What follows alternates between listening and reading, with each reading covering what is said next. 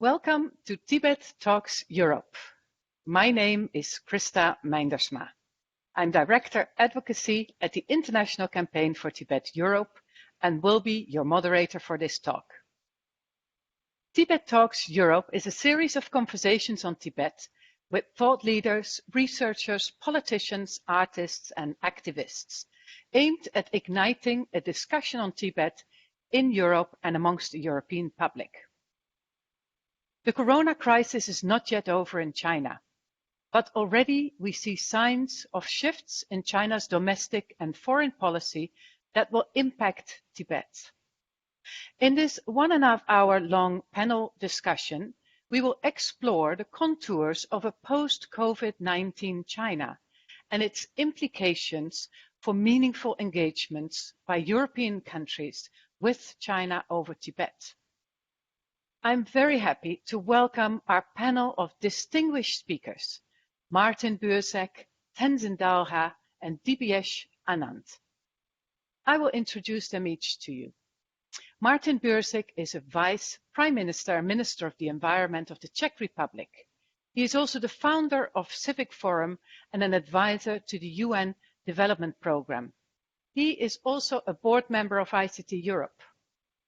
Tenzin Dalha is a researcher at the Tibet Policy Institute in Dharamsala. Tenzin is specialized on Chinese cybersecurity policy, internet freedom, 5G, artificial intelligence and surveillance. Tenzin's latest publication is called Mass Surveillance and 5G in Tibet, Between Oppression and Espionage. Dibyesh Anand is Professor of International Relations and the head of the School of Social Sciences in London's Westminster University. Dibyesh is a specialist on the relations between India and China and the border between India and China. Dibyesh has authored, among many other publications, Geopolitical Exotica, Tibet in Western Imagination. I would like to invite each of the panelists to give their thoughts on the topic in a 10-minute presentation. After that, the floor will be open for your questions. So please pose your questions and your comments in the Facebook live stream, and we'll try, time permitting, to pose your questions to the panelists. So let me start with Tenzin Dalha. Tenzin, during the pandemic, China has really stepped up and strengthened the use of highly intrusive apps in China, as well as in Tibet and areas where Tibetans live. Can you give us some sense of the scope of digital surveillance in Tibet? And has this changed since or under the corona pandemic? You have the floor. Thank you, Christopher, for the wonderful introduction. And hello to Martin and Dibyesh. Well, the immense fears of the coronavirus sending billions of people into lockdown around the world, China is widely expanding its surveillance network to strengthen and maintain vigilance of entire populations. This attempt by the government to transform the internet into a system of surveillance and censorship represent a fundamental threat to media freedom and democracy at large. The Iron Girdle of Tibet have been shut for a long time, and the entire region is off limit for visit of free and independent international media, journalists, advocates, researchers, government, and civil society representatives. The highly repressive situation inside Tibet. Over the years, China's surveillance in Tibet has been growing in an evolving and unprecedented scale. The evidence of manned and unmanned checkpoints, artificial intelligence, CCTV camera networks, and re-education centers under the grab of national security added another layer of control to already an extremely restrictive and oppressive environment in Tibet. While Xi Jinping came into power in 2013, many expect that the new leadership will be more lenient and there will be lots of changes in policies. But despite that, surveillance networks, the strict region has imposed lots of censorship. If we talk about the censorship, China has one of the largest and most strict censorship around the world. This censorship controls everything that what people want to say and what people want to speak about. For this case, it's crystal clear that many of us are well known about during the pandemic when the first Wuhan virus came. Many of the people inside Wuhan, they want to expose the cause of the virus, but due to the suppress of the freedom of expression, many were interrogated, put behind bar, and lots of repressions has been done. Well, inside Tibet, they haven't much who are infected with coronavirus. The number is total of 109 Tibetans infected in all around Tibet. And as regard to these, connectivity that internet and social media has shrunk time and space that scattered Tibetan into a global village, though all Tibetans are physically separated. But it speaks a volume to transparency to speak out their shares of information between each others. But more recently, with the COVID-19 pandemic, the surveillance network inside Tibet has been implemented more strategic difficulties for Tibetans who want to go around the cities, and even they want to speak with their parents or people who are away from Tibet. For example, if I want to speak with my parents inside Tibet, it has more restrictions during the pandemic situation. So most Chinese companies established inside Tibet, for example, like Tencent Holdings, they have the application called WeChat. WeChat is the only medium that connectivity that internet which when exile and outside could connect. From the WeChat itself, they do lots of censorship and surveillance. If you talk about the pandemic and if you are sharing information related to these, and they could warn you or they could call you for in the office and interrogate it why you are sending these informations and why you are making this awareness and all kind of situations has cropped up. Some people are also put behind bar for letting this information out inside Tibet. Furthermore, the CCP is constantly upgrading its Great Firewall to monitor and limit online and offline traffic to creating on-internet limiting access to traditional web. Chinese authorities in Tibet are also offering large cash rewards. Those informants who beat a STEM outline for online submersive activities in order to curb and open dissemination of informations.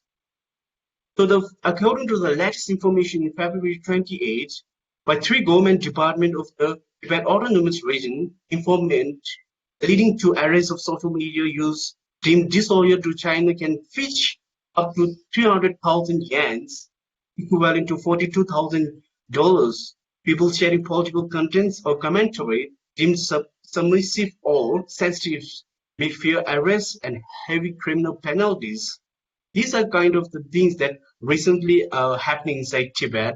The more or less like China, the inception of 5G network Mount Everest recently, despite the pandemic, they initiate the remeasurement of the Mount Everest and also the 5G network connection inside near the Mount Everest. So it shows that there are more precise for monitoring for artificial intelligence. Artificial intelligence are more harnessed to technological expand and scale and the scope of threat making of these easier to deploy sensors and quick transmit high volume data as well as real-time analysis. Regions like mountains which do not require intensive communication systems.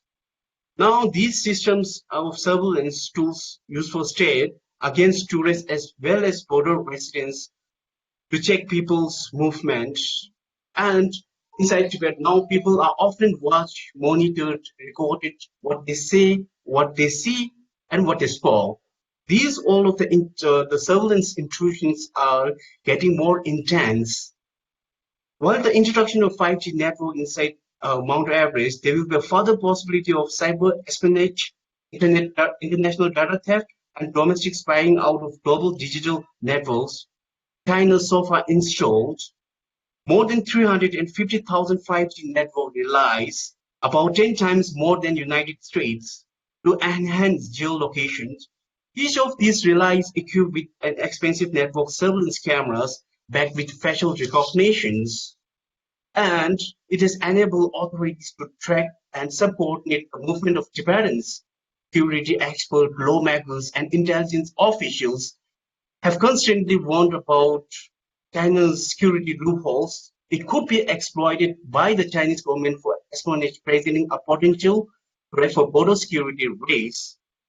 They need to be concerned of China's intention to Huawei 5G networks inside Tibet. Doing it could make it easy to deploy sensors, as I've mentioned before. The widespread implementation of surveillance leading to intrusion of one's privacy become a cause for further unrest and restrictive state. The absence of freedom and opportunities for people to vent their grievances will most likely expose, leading to more hatred and collective anger among suppressed groups. Inside Tibet, over the last decade, the nets in the skies and traps on the ground have further assembled, and new highly advanced technologies has given unrestricted and illicit power to the state security apparatus to intensify and escalate mass surveillance. Checkpoints with smart surveillance and facial recognitions are present in cities at crossing between neighboring districts and province. At present, Tibetan people's homes are tracked through their phones once they step outside. Surveillance and facial recognition cameras used to follow them. The technologies follow whenever they could. The 5G network built as a new frontier from open communication and the globalization community, yet in reality it was a heaping of closed borders, restricted populations and loss of privacies. Now, the pandemic has caused more concern for the Tibetan people inside Tibet because they feel that they are often watched, monitored. Now, lots of Chinese companies are doing their business inside Tibet. So they need to be concerned over Chinese business tactics. For example, like entering Alibaba, Baidu, Tencent Holdings, Flytech, and SenseTimes. The Flytech is mostly used for facial recognition. SenseTime is for facial recognition, and Flytech is for uh, recording for recognizing for the voice. So these companies become more lavish to do business inside Tibet because they think that it's a lucrative market for the business investment inside Tibet. It employs the latest technologies. Companies operating inside Tibet, they are encouraged by Chinese government for the deduction of tax. They have to pay only 9% tax as compared to 25% tax the rest of China. So these kind of tactics made by the new company entering into Tibet, the surveillance become more intense. For example, Huawei has lots of issues regarding their censorship and their data, theft of data internationally. Because Canada and some of the European countries, they banned the Huawei. But inside Tibet, they established more surveillance cameras with the Huawei brand, and 5G, 5G stations were already established in Lhasa last year. And this time, during the pandemic, everyone is busy with the disease, but despite that, they are trying their best to make a 5G base station in Mount Everest. These all are arguable matters that how these digital totalitarianisms inside Tibet makes it difficult to people to know about the situations. Now, for the most of the journalists and researchers, getting information inside from Tibet become barriers because informations are more controlled. And now, recently, they are tracking the WeChat applications, and inside WeChat, those people randomly who are walking in the street of Lhasa, Shikazi, and all else, some other part of the Tibet, their mobile phones are randomly checked. They see that whether it is equipped with some of the new applications like those who are either using VPN or not, because most of the information was sent by the virtual private networks. They try to ban the virtual private, but people are trying to act smart and they are using abundance of numbers. So these kind of surveillance and censorship definitely represent a fundamental threat to media freedoms, and one is happy about the surveillance because they know that they are watched and monitored. Even they are in a car and while they are driving, if they light a cigarette to their own self smoking a cigarette, CCTV cameras, they can know exactly what kind of brand of cigarette you are smoking. So this precise of monitoring made people difficult to speak. So they never discuss and talk about the political things inside a car and public transportations. So there are traditionally Tibetan people are very fond of drinking tea in a tea stall in Lhasa house. And so they discuss the matters about the news, Voice of American news, Radio Free news. Nowadays, these number has dramatically reduced. So recently during the pandemic time and now people are doing more separation of the information sharing because some of the Tibetan from like Shigaze and Hogar, they are got by using the video application and contacting outside Tibet, those who have relatives inside India, they are surmounted and they try to make some propaganda like if you really want to your relatives come back to Tibet and just give us your ID and all this information, then we can invite them. They're trying to make a blackmail with the people inside Tibet because many of them they didn't see their parents, they didn't see their child who was sent early age in India. So it's been a couple of decades. So they really wanted to see their children and they want to unite with their family members and relatives. Now they are trying to blackmail and they are trying to get information as much as they can. These surveillance of are very common. So the surveillance right now, many callers are writing about the surveillance in Xinjiang and Uyghurs, right? So if we turn back to Tibet, starting from 2012, the chief party secretary of Tibet, Tenzin Kong, he was doing history, he really made the surveillance very intensive. Now he was promoted to Xinjiang, so he does the same thing what he has done in Tibet to Xinjiang for DNA collections and all these things. So these are the latest kind of the informations are sharing in international arenas. But the DNA collection is already done in 2013 in Tibet. But no one raised a voice about the concerns this inside Tibet. So in this pandemic has caused more insecure among Tibetan peoples, and China is raising more disinformation among people. So this led our international concern. Thank you so much. This is the gist what I want to share.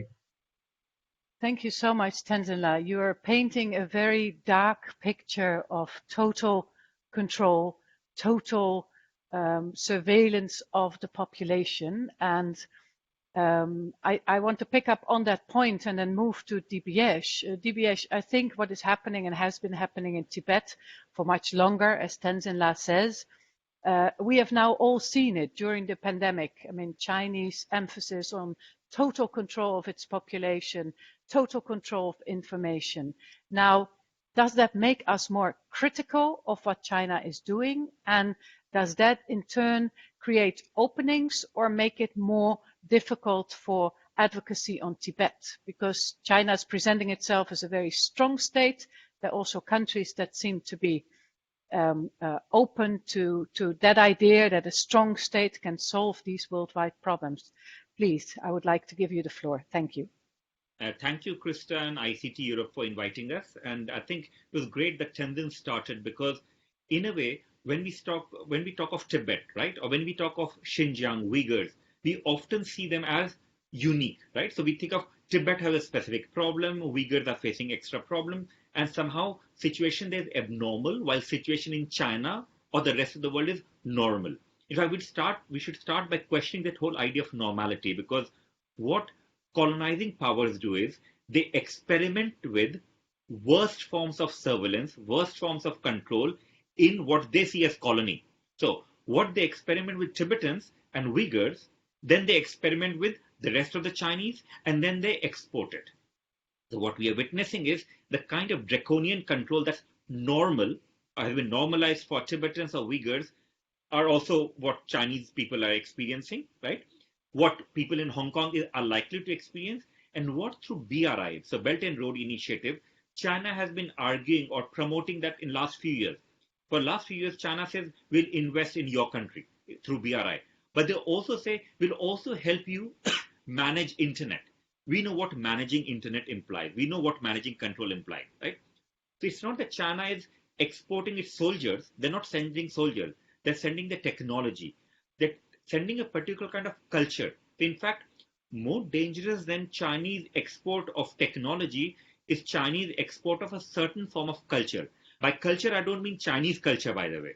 I mean authoritarian culture, which is not Chinese, it's authoritarian culture.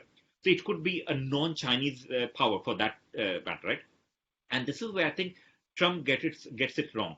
Trump, by focusing on the Chineseness of it, adopts a very racialized view, which is unhelpful. What we need to focus on is that there's nothing Chinese, particularly Chinese, about Chinese authoritarianism. It's authoritarian, right? So various countries have experimented with it. They might have been fascist openly. They might have been fascist in closet sense, the way China is. It might be a democratic country officially, but very authoritarian right wing. It can be all forms of ideology that can experiment with, export that kind of culture. So culture, when I mean authoritarianism, and that's a danger we are witnessing vis-a-vis China. So what China has been doing through COVID-19, right, apart from surveillance and control within China and its occupied territories, is exporting that. And in a way, when COVID-19 started, a lot of people abroad would talk of, oh, look, it's coming from China. And the reaction was sometimes racist. Oh, the Chinese people are carrying it. That was immaterial, what the people were doing, right? The reaction should have been, why and how come it started in China and it would spread for first couple of months without anyone finding out, including Beijing finding out. It stems from the nature of authoritarian rule that China has. Nature of authoritarian rule, where because of the command and control system, the local officials would be fearful and not report to Beijing what's happening. They'll not report to Beijing what's happening because they fear the jaws being in jeopardy, right? So that's the authoritarian culture we are talking about. So what China has managed to do, of course, is over the last couple of months, managed, and they have invested heavily in it. It's not natural that, I think there was a Reuters report yesterday I was reading how majority of people in the world think that has made a mess of COVID-19, right? And US has made a mess of COVID-19. And Trump is, and when I think today there was a report of how, I don't know who posted it, but report of how for Beijing, I think it was Washington Post, for Beijing, Trump is in a way a welcome. Trump is a welcome because you have a leader who brings down the reputation of US again and again. The Trump's main attacks are on the allies of the West, right? Allies of the US. He doesn't attack Russia. He doesn't attack Putin. He doesn't attack even Xi Jinping. He can question China, by the way. He can be racist about China. But if you look at it fundamentally, Trump is not doing much to challenge China's brand of authoritarianism. In fact, if anything, from time to time, Trump would say Xi is a good leader. He praises that kind of authoritarianism. So what you find is Trump, in a way, aspiring for kind of authoritarianism that's already a norm in China. So that's what we are witnessing, right? So the Reuters report was that a lot of people in the world think that China got it right and democracies like the US or UK are getting it wrong. Now, how have we shifted from 3 months ago when we talk of COVID-19, coronavirus, Wuhan and everything and China, and we have shifted it to the West, right? And the reason for that, of course, is it's partly because of the mess we have it here. And I'm talking the UK, I'm based in London. It is a messy situation here. We talk of the US.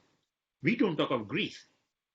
We don't talk of, for instance, we talk of Italy, but we don't talk of Taiwan. We don't talk of South Korea. Now, if we take examples of countries that got it right so far, that includes Taiwan, that includes Greece, that includes South Korea, all three are democracies. They're not Western. Okay, Greece, you could say, is a Western democracy. Taiwan and South Korea would not be Western democracy, right? So the reason I'm highlighting it is because we can clearly see, New Zealand, sorry, for that matter. New Zealand is, everyone is praising New Zealand now, but why would China focus so much on failure of Chinese media, including Global Times, focus so much on the failure of the US and UK, not so much the success of New Zealand and South Korea or Taiwan, because of course there's a propaganda value to it. So what China has been doing is, Chinese government has been doing it is partly rejecting all criticisms as racist, that somehow if you criticize China, you're being anti-Chinese people, which is not the case, right? Because anti-China, it's not, you criticize China without criticizing Taiwan, and people of Taiwan, also Asian or East Asian people. It's by branding it as racist, or by portraying what's happening in US, UK as a problem. Now, I'll connect it to a wider problem. I said colonialism. Colonialism is a term which we have to bear in mind, because what, of course, Tibetans and Uyghurs have been experiencing is colonization, colonialism. One rhetoric that China uses is, oh, but the West is colonial or has been colonial, so why should West criticize us? Now, we saw in recent protests around Black Lives Matter, right, which I fully support. And what the Chinese media has been saying, look at US. When we policed in Hong Kong, you criticized us, but when you are doing in Black Lives Matter, you don't criticize yourself, right? So Global Times and Chinese state media is adopting very odd kind of politics where they say that, oh, you are hypocritical because you criticize us in Hong Kong, but you do that in Black Lives Matter. The logic for me would be the other way around. Of course, Black Lives Matter protests are good protests. And policing was wrong policing. It's a racist policing. And if Chinese government and Chinese media has sympathy with Black Lives Matter, then they should have sympathy with Hong Kong protesters. They can't claim to have sympathy with Black Lives Matter and yet justify policing of Hong Kong protesters. And this is where the hypocrisy, and this is important, hypocrisy of Chinese media and Chinese system emerges, where they will reject any criticism of authoritarianism by saying, you do the same. So are they saying that you do the same, therefore we should do it? So you authoritarian, semi-authoritarian, and therefore we should be authoritarian? Are you saying that you're wrong and we are wrong?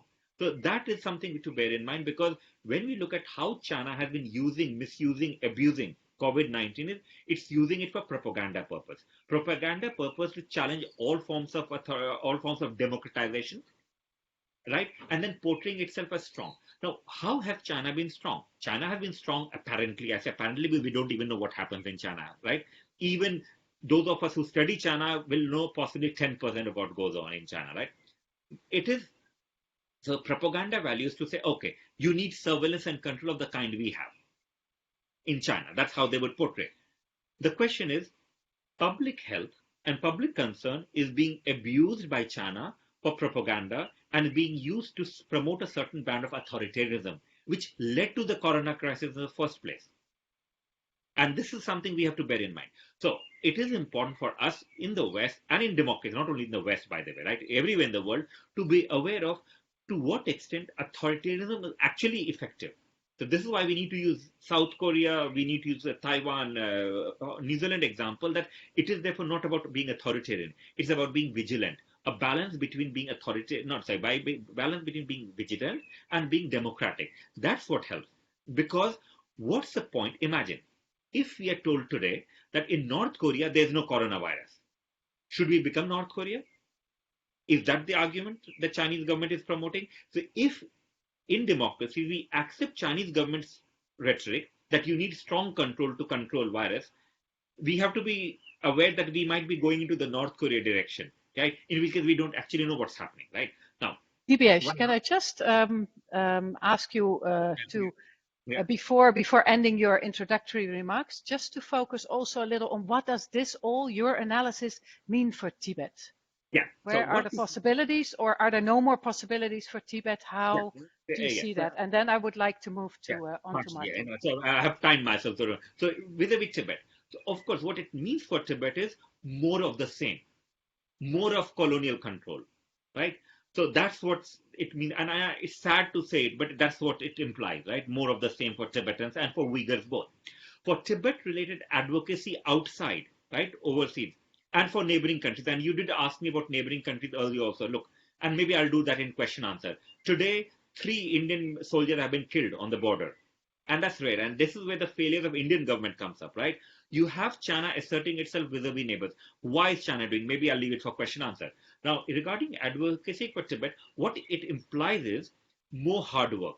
We can't just jump on the bandwagon of Trump and Trump kind of politics and say, oh, look, Trump is criticizing China, so let's jump and say, yes, you're an ally. Because that kind of politics will not help. So what it implies for advocacy for Tibet is to be aware that the problem is bigger than what it was. What it implies for advocacy on Tibet is that we need to work even harder and connect, and this is very important, connect what's happening to Tibetans and Uyghurs with broader trends of authoritarianism that China is now promoting elsewhere, right? And that's what I'll end up by saying that bigger enemy is not China as a country. Bigger enemy is what China represents. What China represents today is a mix of nationalism, socialism, and what does nationalism, socialism remind you? Nazis, National Socialist, right? I mean, I'm being deliberately socialism, and it's not a real socialism. It's an odd kind of socialism, right? Nationalism, hyper-nationalism, justification through hyper-socialism, which is not socialist in practice, and therefore a form of fascist authoritarianism that if we are not aware of, we are not vigilant about here in democracies of all kinds, we risk sort of importing that from China. So I'll end by saying that what Tibetans are facing today, we might face soon, and therefore we need to be even more. I'm not saying we should be vigilant, not be vigilant if only Tibetans are facing, but we need to be vigilant because what Tibetans are facing, Uyghurs are facing, and Chinese people are facing, we are likely to face until and unless we resist that import from China, and until and unless we push back in China, towards China, and push back towards more democratization. I'll end with that. Thank you. DBS, thank you so much for these introductory remarks. I mean, lots of food for thought and for questions as well. We'll come back to the border issue in the question and answer session.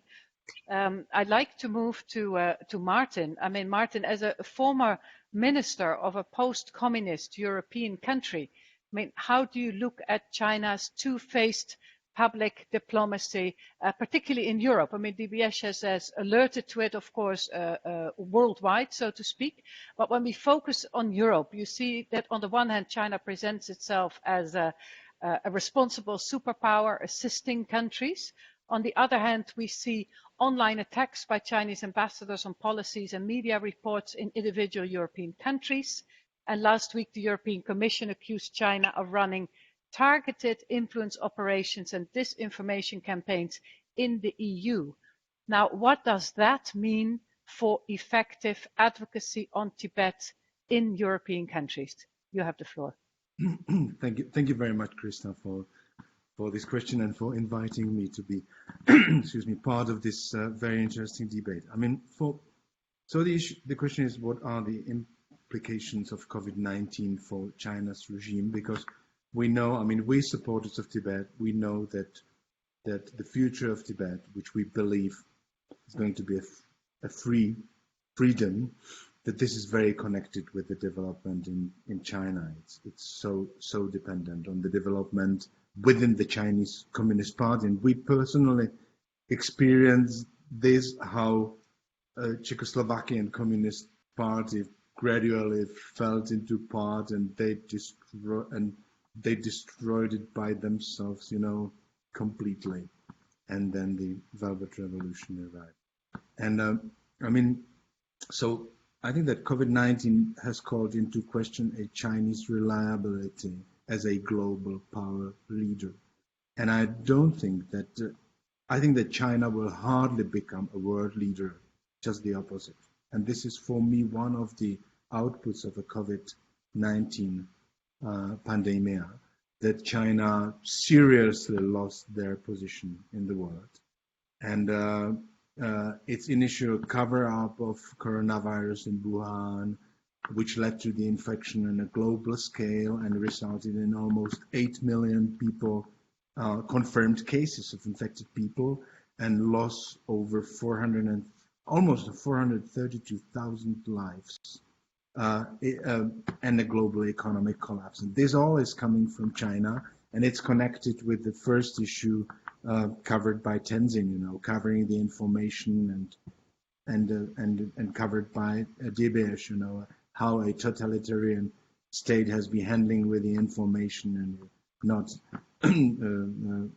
allowing information to get out. And I will concentrate on one issue, because I think that, in fact, China doesn't have a strategic partners in the world. I mean, except of maybe North Korea. But there are no strategic allies, but there are just economic partners. China is building its position on being economically strong.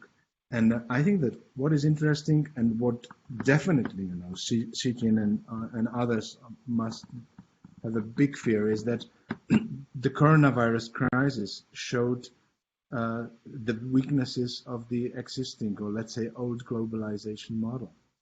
And so there are many questions which are in fact endangering the position of China. So will the global value chain reconfigure? The foreign industry, they now understood they rely too much on China.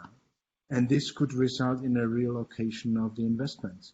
And so there are issues like that the future production landscape could be within a radius about 200 kilometers, where all the parts of value chain, core parts, will be concentrated, and this is going to be how to handle with the risk.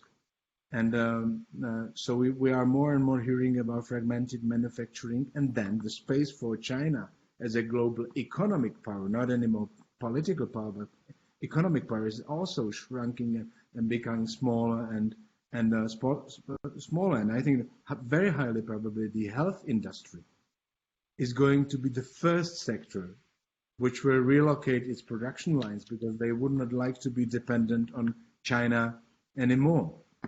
And the relocation of foreign industries will further affect the employment in China. So this will have direct influence on the unemployment rate in China. And so the Chinese policymakers are increasingly worried that the country may be internationally isolated because of how it has handled the pandemic. And I show you the example you asked about Europe. So on May the 4th, the President of European Commission, Ursula von der Leyen, she invited the heads of states and governments to the Coronavirus Global Response Summit. And it took place under her leadership. And there were more than 50 heads of states and governments all around the world. And the issue was to get together financial funding of research of COVID-19 vaccine. And Germany has pledged more than 500 million euros. France has pledged more than 500 million euros, extra about 1.2 billion through its agency. Nor Russia, nor US took a part. And China sent an ambassador. So he was the lowest official, this is the lowest level official at this meeting. So at one side, China has got a fear about the isolation. At the same time, they're doing, the best they isolate themselves, by themselves. So I think that China, a totalitarian regime itself, it's very difficult even to speak about trust. How can you trust a totalitarian regime? It's from its, definition. This is not a proper question. But look at that. The global community doesn't trust the number of deaths there. The community doesn't trust the information about the origin of the virus. Doesn't trust about its non-influence on the World Health Organizations. And interesting is that more than 120 countries, which is about 2/3 of WHO member states, they have asked for independent inquiry. So this is a statistical figure which shows the level of trust of the global communities. So again, I think that China will hardly become a world leader. And if I may conclude it as a facet, so I think that the Chinese diplomacy to hide the pandemic unsuccessful and counterproductive. And it has been damaging China's image in the world. So that's point number one. I think there is a growing mistrust of China in Europe, United States, as well in Africa as well. some people speak about a wake-up call for global companies, and that they will probably reallocate its production. So this is also a very strong issue which deals with the future power of China. Companies from Japan, South Korea, Taiwan, they already began to restructure their Asian value chains, and they are already moving to countries like Vietnam, Indonesia. I always say,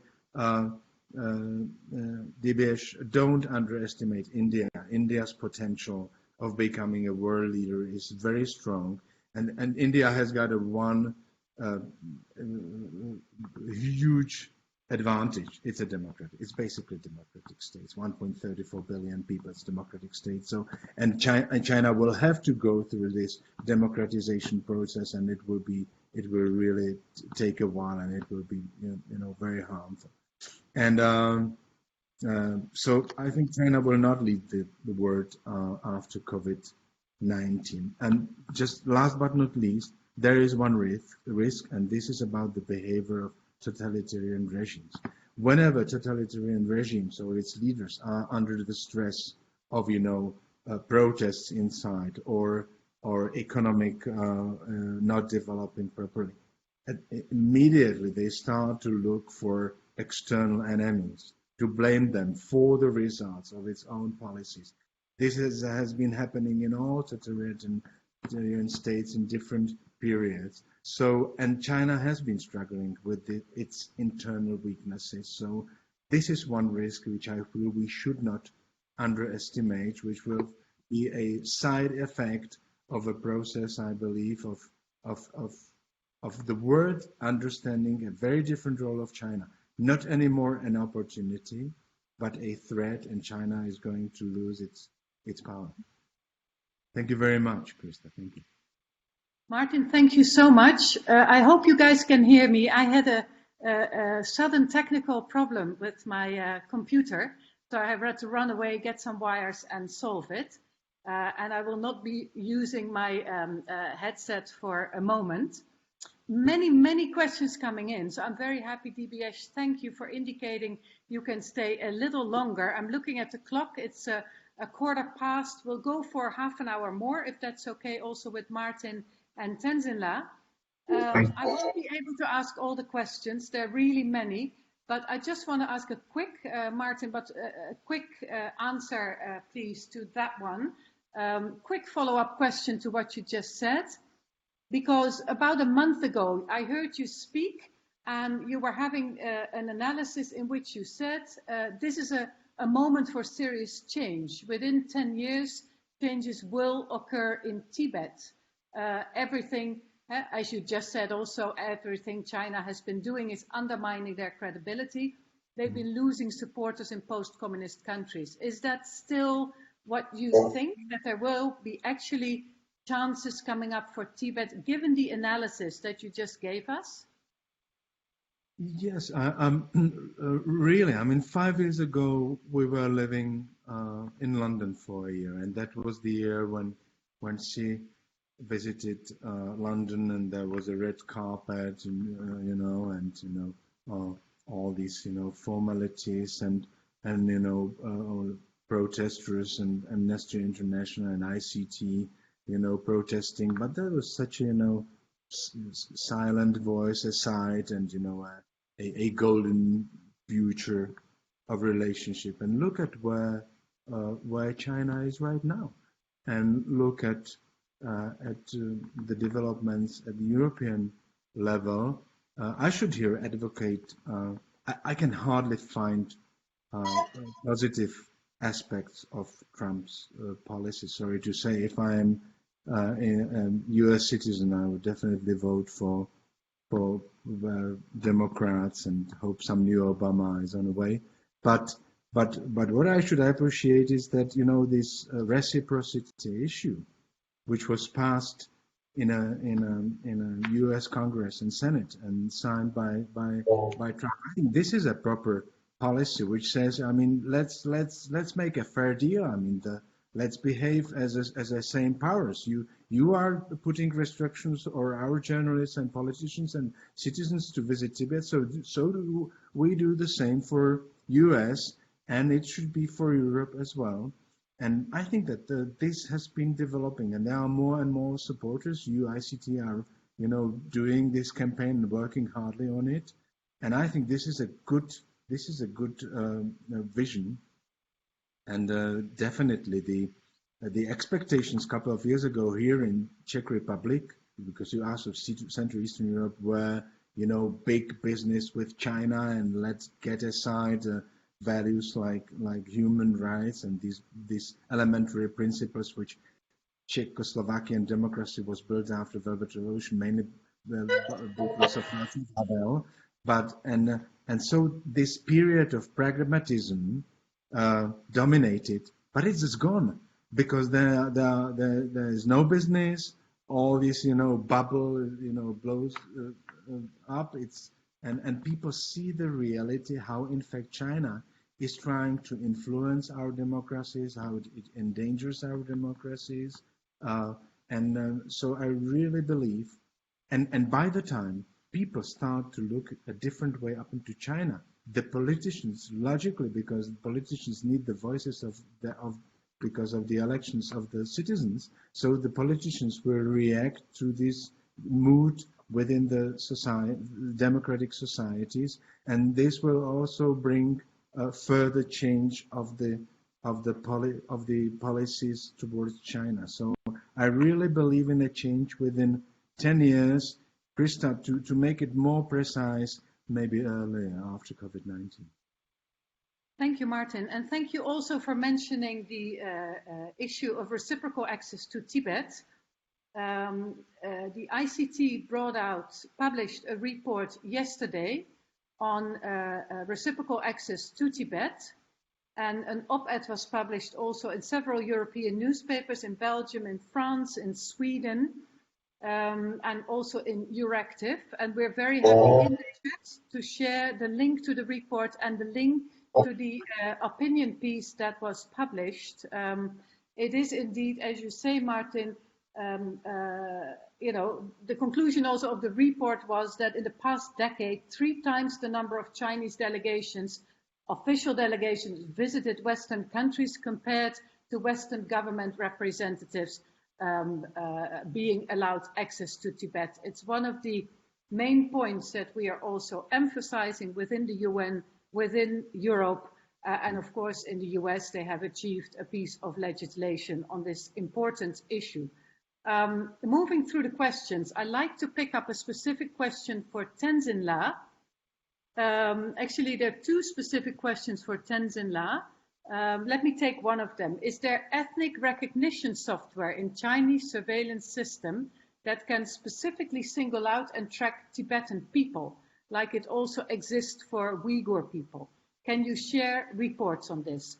May I also ask you to keep the answers a little tight, a little short, so we have chance to cover a few of these, all great questions. Tenzin La.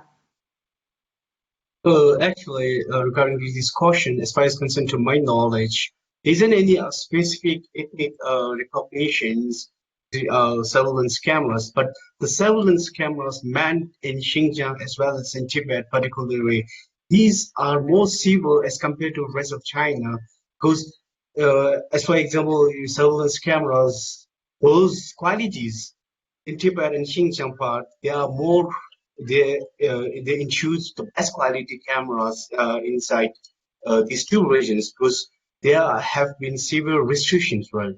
So for now, the Hikvision camera and Huawei cameras, these kind of companies are well established and connected with the CCP, because they are getting some concession and they're directly linked with the CCP. So if they want to ask the specific data about the camera, they are ready to provide any details and every details of information they ask for.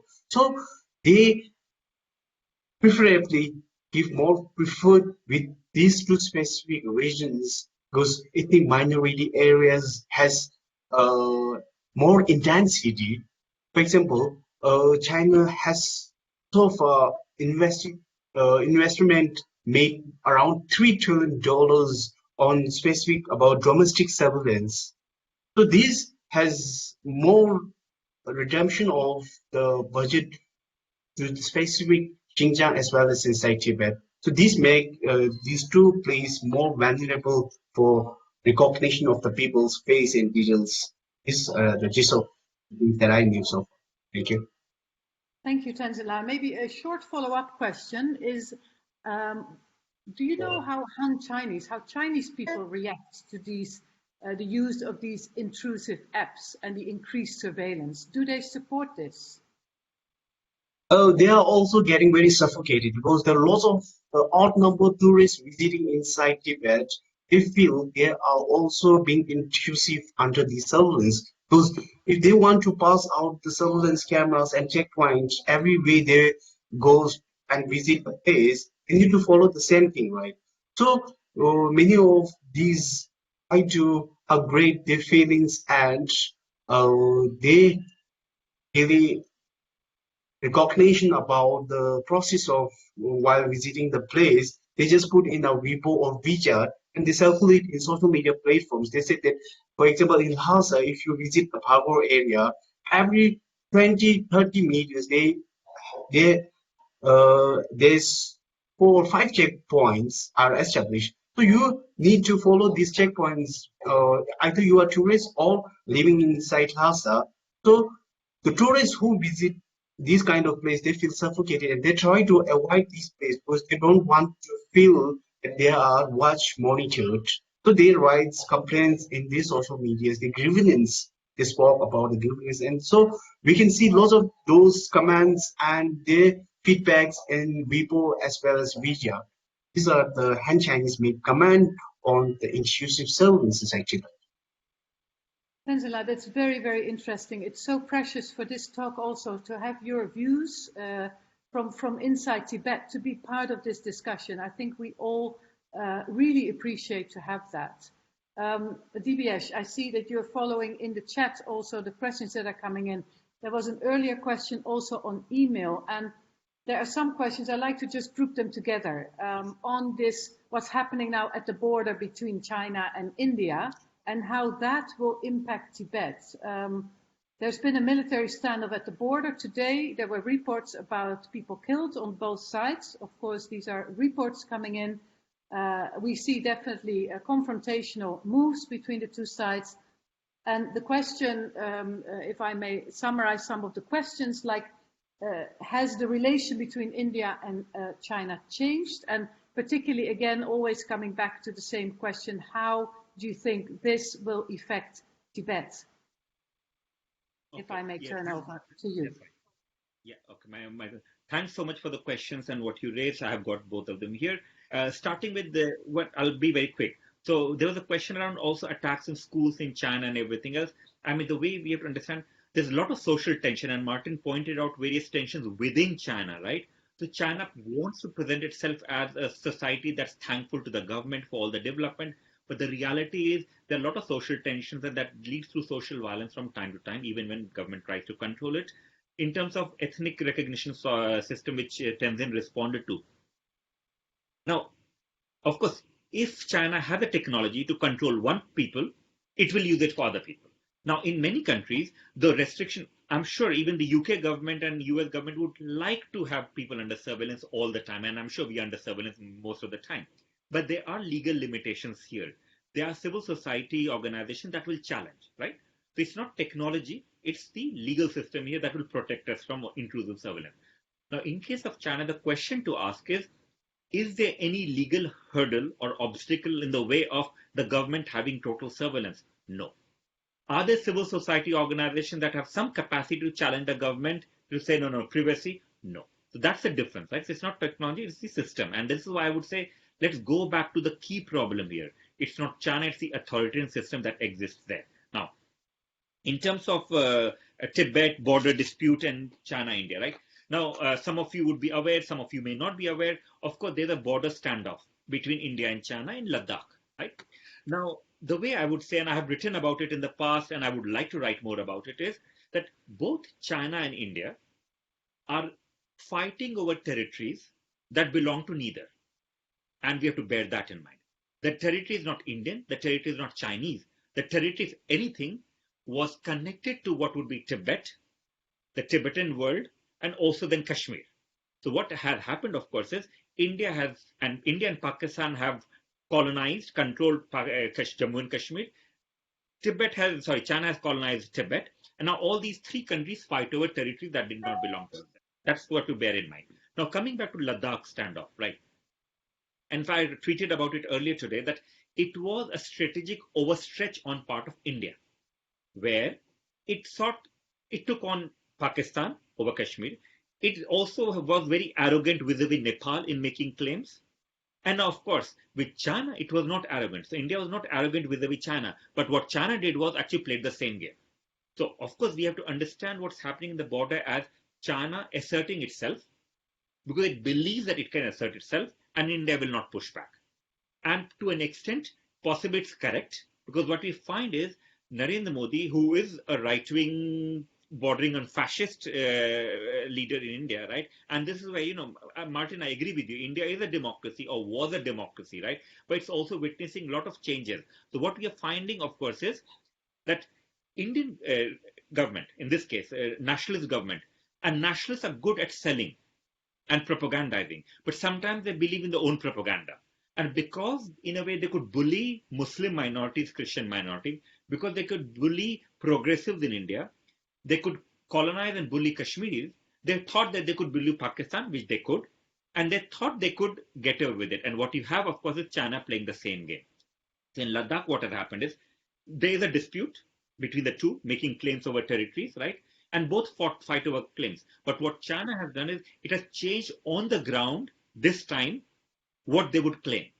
And what India has failed to do, of course, is Indian government had failed to strengthen its military in the region. So this is what the problem was. Indian government kept talking, but not doing anything on the ground to the same extent, or doing a bit, but not full extent. Now, in Indian media, I mean, we are talking about it. Much of Indian media is underplaying the tension. They're underplaying the tension because it will expose Narendra Modi and the government as weak. And remember, this government sells itself as strong in security.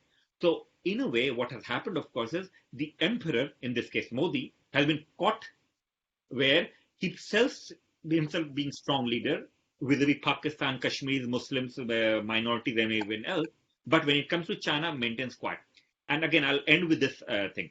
So where Tibet matters, of course, historically Tibet matters. So what I would say is that the ghost of, and I use the word deliberately, the ghost of disappeared Tibetan state comes back to haunt India and China because both of them are fighting with treaties. Now, one way in which India can gain an upper hand is by through more support for Tibetan movement, by highlighting and not under-emphasizing.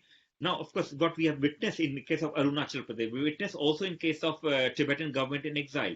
To an extent, some recognition, but largely Tibetan government in exile and Tibetans in India have been squeezed. The space they have to maneuver has been squeezed more and more. And they can't say much. I'm sorry, but I mean, they can't say much because they have to be thankful to India. They have to thank you, India, all the time. And when they thank you, India, they are moved away from Delhi to Dharamshala. So you can do things in Dharamshala, not in Delhi. Why? All of this, and I'll end with this. My own analysis for last few years, not now. It's not only against Modi. My own analysis is there's a real and dangerous trend in Indian strategic thinking where Tibetans are seen as liability, and this sense that if only we crush Tibetans, and they can't be crushed right physically, but if we squeeze this space for Tibetans now, maybe China will be more amenable to negotiate with us. So we should not be shocked or surprised, and this is the prediction I'm making, right? A negative prediction, and this is where the difference. Martin, you are more positive than I am, right? I mean, which is good. We should always be different people. But in case of India, there are people who appreciate Tibetans, but there are thinkers who think that if only after the Dalai Lama, we somehow are seen by China as not being anti-China because of Tibet, China will be amenable on border disputes.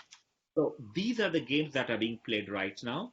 And the only, I mean, for me, and that is that's a bad setup because we do know that if you look at China's conduct vis-a-vis governments and vis-a-vis neighboring countries, China, I mean, no one respects a cowardice position. No one respects a weak position. What India needs to do is more recognition for and support for Tibetan movement, right? While trying its level best to have international support for its position in Ladakh.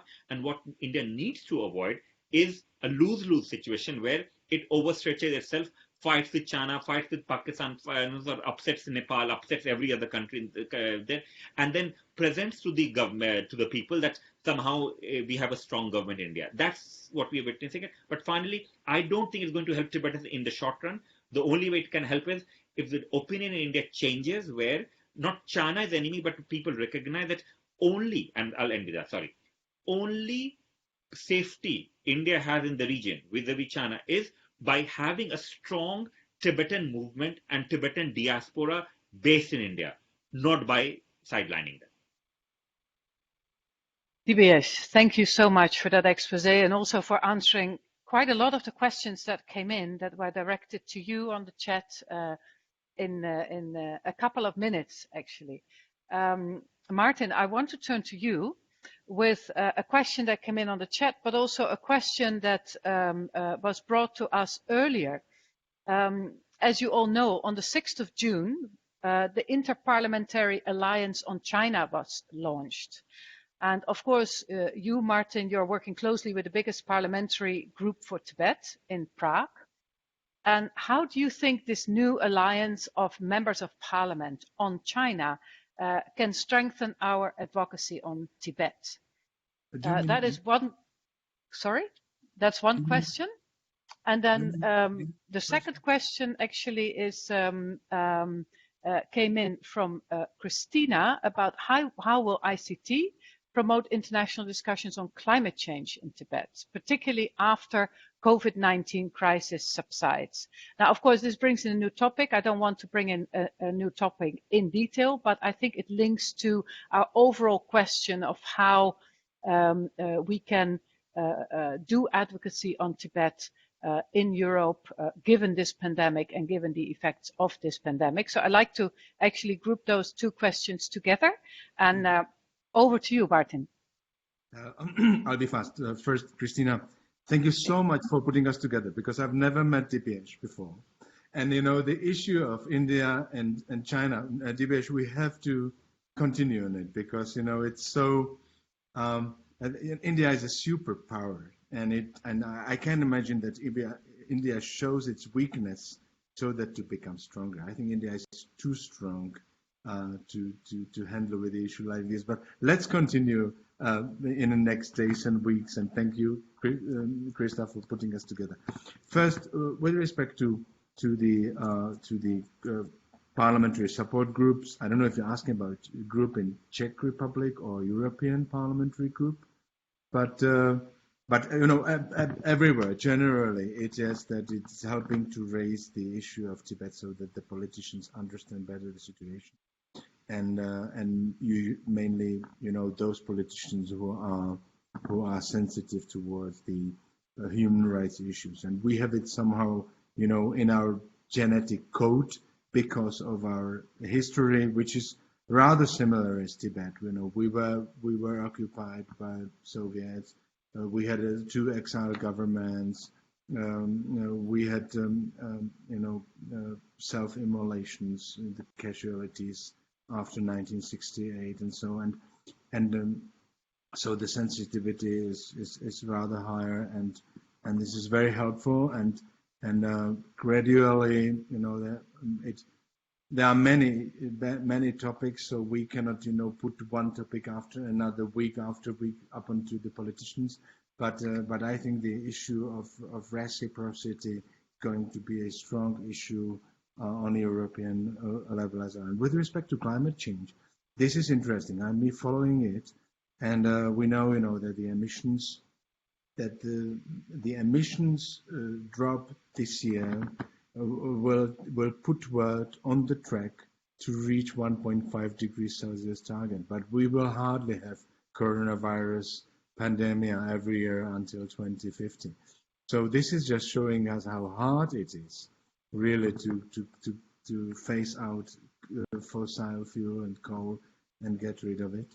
And again, interesting thing, I'm always following the issue of reputation of China and its position and its either strong or weak. So as far as what I get the information is that the China Electricity Council and the state grid operator, they've been lobbying for adopting the targets by the communist parties, which will allow hundreds of new coal-fired power plants to be built. And they call it a traffic light system. So they want to make it easier to build the coal power plants, and so that the permitting process is more relaxed, it's easier. Again, will this enforce the position of China globally as a one of a power which is really combating climate change? Just the opposite. So I think there are certain failures in Chinese strategy, because it's the strategy of a totalitarian regime, and they don't have an internal or not even internal democratic debate about the strategy. So again, but we will be following it. Very interesting will be the role of China in the climate change disputes and negotiations in the future. Thank you for asking.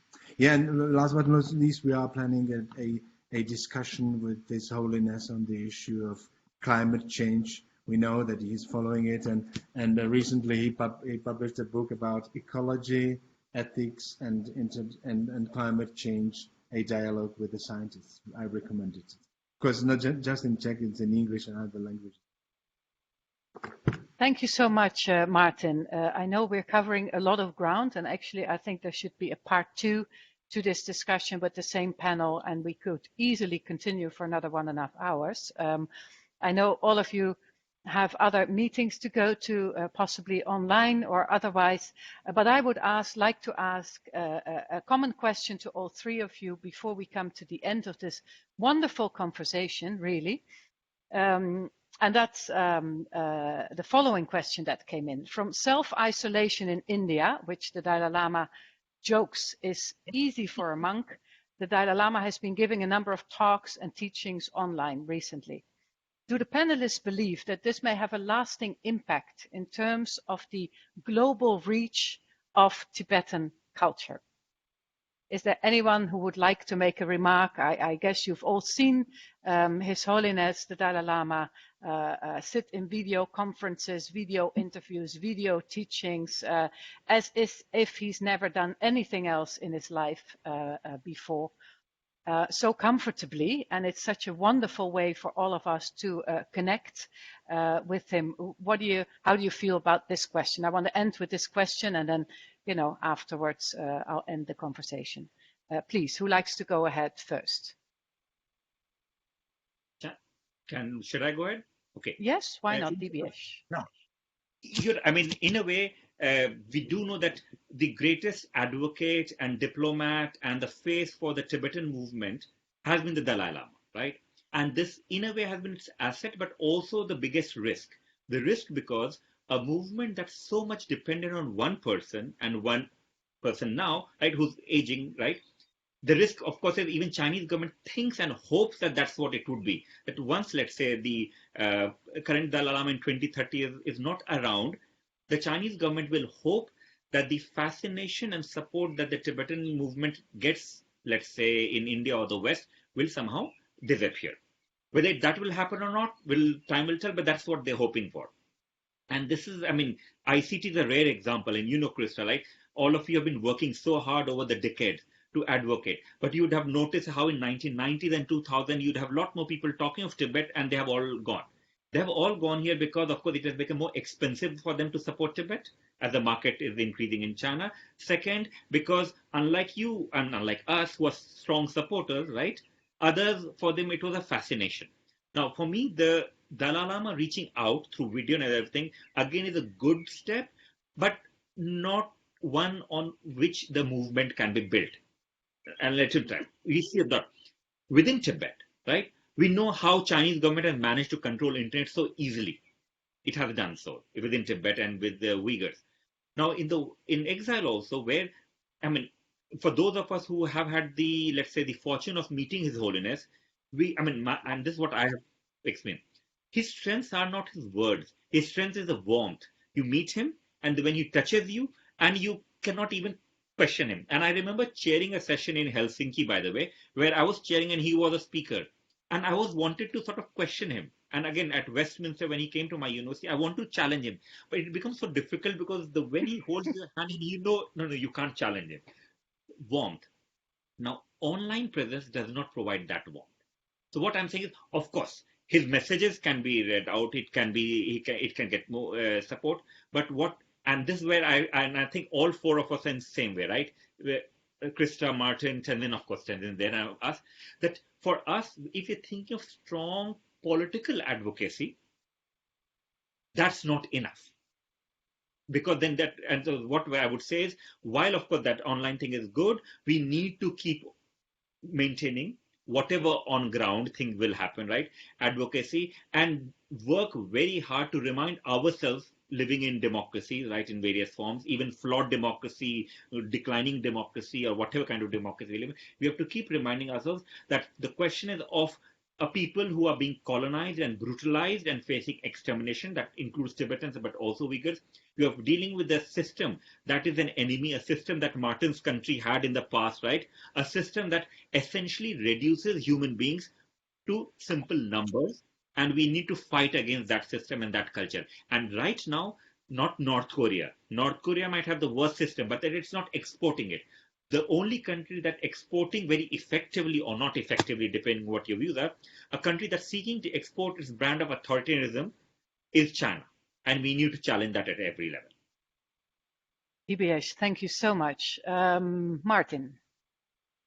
Oh, just to follow up what DPH said, what's China exporting? We've been experiencing it personally. I think 5 years ago, she was visiting Prague, and we, as the activists of Czechs Support Tibet NGO, were organizing peaceful gathering, demonstration in favor of human rights in Tibet, China, Taiwan, as well as in Czech Republic. And as it's well known, the police did not allow us to get to the castle square in front of the castle. And they used some traffic regulation to took our constitutional right together out of us. And we put it to the court, and we sued the government, the Ministry for Interior, the police of the Czech Republic, and the city of Prague. And it's still on. The case taken 4 years. We won the last stage at the Constitutional Court, and it's coming back to the lower level of the court. But I'm talking about it because this is an example of export of the values of China. They influence the officials in our democratic countries so that they adopted the regulation which goes against our own constitution. We can say it's a weakness of our officials and politicians that they step aside of this pressure, but it shows also the danger which China is trying to export, bullying the countries. If you meet His Holiness, if you meet Sikyong Lobsang Sangha, if you do that, if you let the demonstrators to show the Tibetan flag, it's so dangerous for him. What a danger if he sees the Tibetan flag. So yeah, very interesting, and all these opportunities to have these webinars and talks. I think that this is really widening the society of people who are having interest in it. They can anytime look at it, being recorded. The priests in the churches, in the Catholic Church, they also appreciate it because they say you do not have to spend 1.5 hours in the mass. You can have your Sunday morning coffee, and later on you can go to the recordings and you can see half of it, or later on the other half of it. So it's making the share of information more comfortable, aside of a lack of a personal contact. Thank you, Martin. Well, last words. I like to give the floor to Tenzin. You started, so you also conclude. You're muted. Could you unmute yourself, please?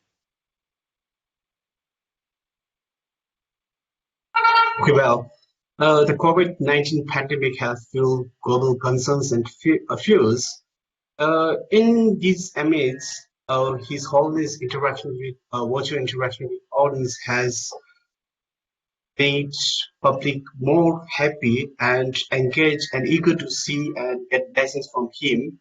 So in between this, while I was watching his getting his audience from the virtual blessings, then I noticed that there are lots of escalation of numbers of CCP paid propagandists. Those are popularly known as 50-cent armies.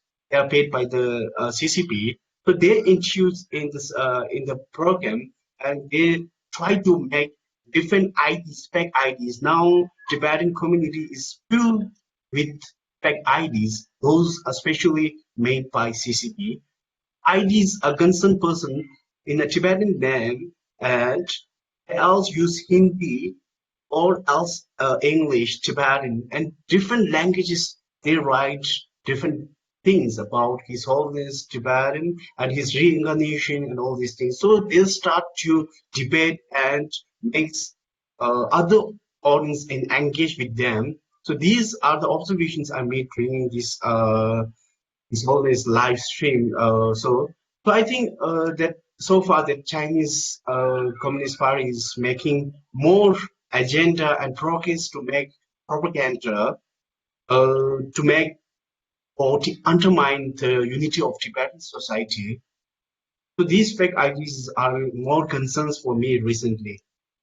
So this is just I want to add.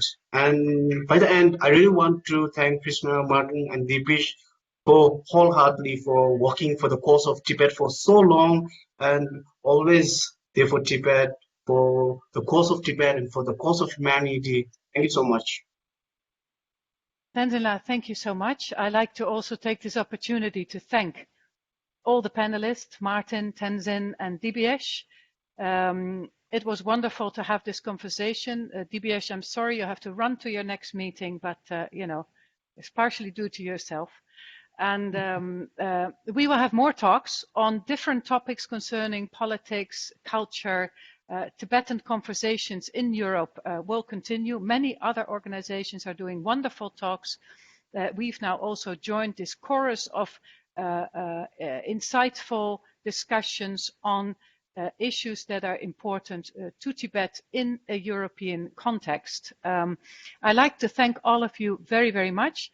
Our website, our Facebook will announce the next episodes, number 2, 3, and 4 are already being planned of Tibet Talks Europe and will continue.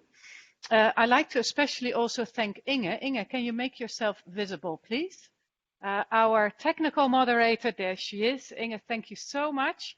Really, you made it all happen. Without you, we would have not been connected. And for all that the pandemic has brought us in terms of human suffering, it has also brought us this wonderful way of connecting across countries in a way that maybe we could have done before, but we didn't do it in the same way. And now to have Czech Republic, India, and DBS from London joining us for this discussion, it's really very precious. We'll continue these discussions again. Thank you. The whole discussion will be live. It will stay live on our Facebook page and on our website. Again, thank you very, very much. Thank you. Tashi Dele. Thank you.